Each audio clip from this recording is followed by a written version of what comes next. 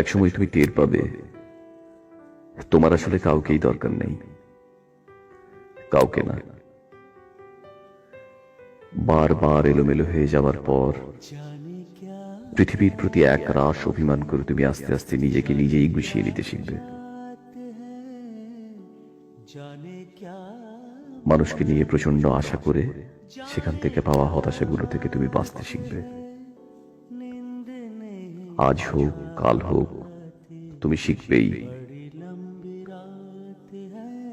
বারবার হোঁচট খেয়ে পড়ে যাওয়ার পরে একদিন তুমি টের পাবে তুমি কারো হাত ধরে ওঠার জন্য অপেক্ষা না করেই নিজে নিজেই উঠতে চেষ্টা করছো। তুমি টের পাবে তুমি আগের মতো নেই। সেই প্রচন্ড রকমের ইমোশনাল, অভিমানী, বেশি আশা করা এবং অল্পতেই হতাশ হয়ে যাওয়া সেই দুঃখ বিলাসী মানুষটি তোমার মাঝে আর বাস করে না। কষ্টগুলো, হতাশাগুলো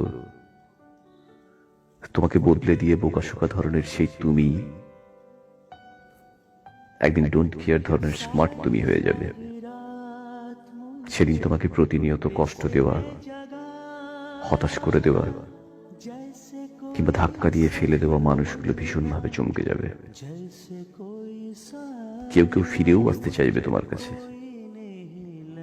তুমি সেদিন মুচকি হেসে নিজের জীবন সাজাতেই ব্যস্ত হয়ে যাবে।